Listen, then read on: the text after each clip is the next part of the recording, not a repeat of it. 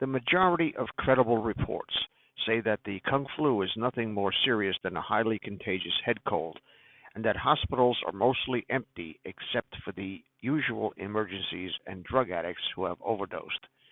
One such report from my niece, who just returned from the hospital in Camden, New Jersey yesterday, says that aside from most people looking like the Lone Ranger, nothing unusual was happening.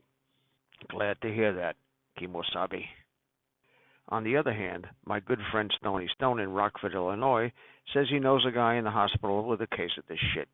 But last we had spoke with his friend on the line, that guy's case wasn't confirmed as the Kung flu.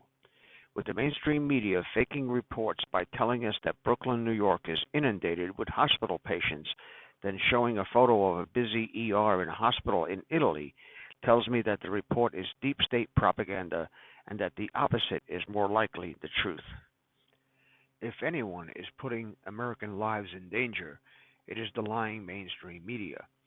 People act on information they believe is credible, and those who have not yet awakened to the fact that mainstream media is the Orwellian ministry of truth will be the ones who suffer and die because of acts based on lies. This perhaps is an unintended consequence that in effect amounts to social Darwinism and the extinction of libtards who fail to adapt their worldview to the truth. We shouldn't scoff at them or mock them. It's sad, since many of them are friends and family whom we've been trying to rouse out of this comatose state of liberalism for years.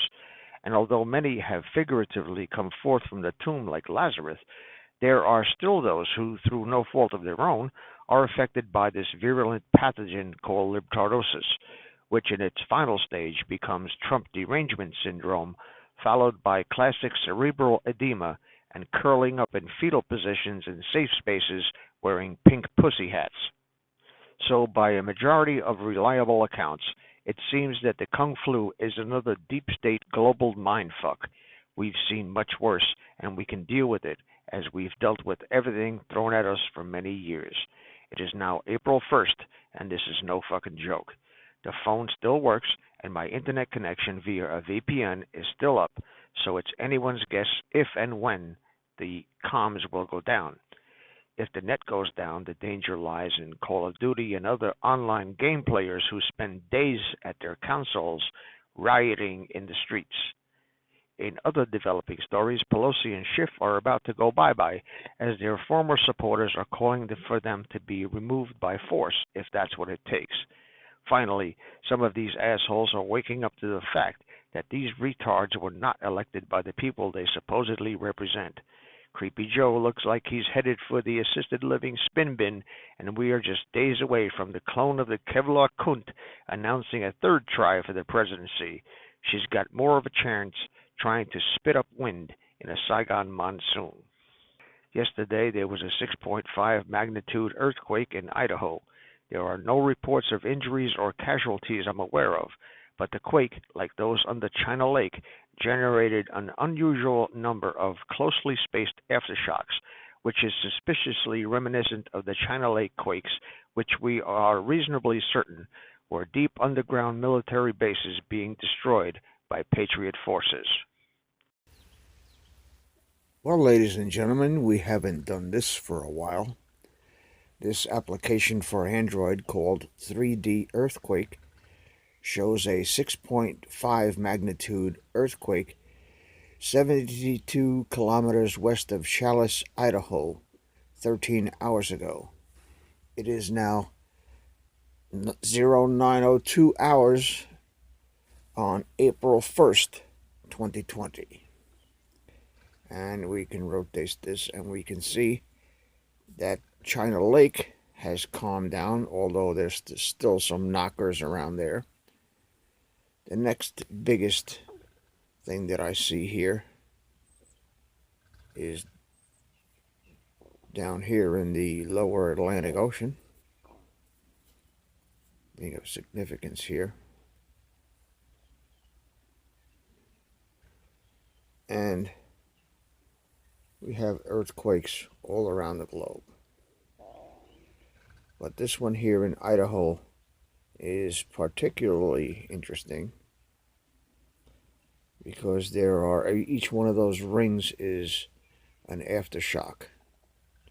So you have the 6.5, that's the red outer circle, and then you have the inner circles, which are the aftershocks. Maybe some more deep underground military bases, aka deep state cities and transports for child trafficking and drug trafficking, are being blown up. Who knows? This is Dave from Net4 Truth USA, Inglorious Patriots. Thank you for watching. Thank you for sharing this video. Thank you for your comments. Thank you for your prayers. Thank you for your calls of encouragement. And most of all, thank you for your support. Please subscribe to our backup channels, Net4 Truth USA 2 Patriot channel, BitChute.com/net4 Truth USA, and drop.space /@net4 Truth USA. We fly so close to the target, we are on our 5th fighter jet. We will be relentless and persistent until the enemies of freedom are defeated. You can support this channel by using the links in the description, but for a $100 donation, I will personally send you a autographed hardcover special edition copy of Land of Childhood's Fears. Also, visit my bookstore at lulu.com/net4truth USA. If you are viewing this video on BitChute, you can use the links in the description to support us, or simply click the green $ dot on our video to support this channel. Thank you. Links are in the description section.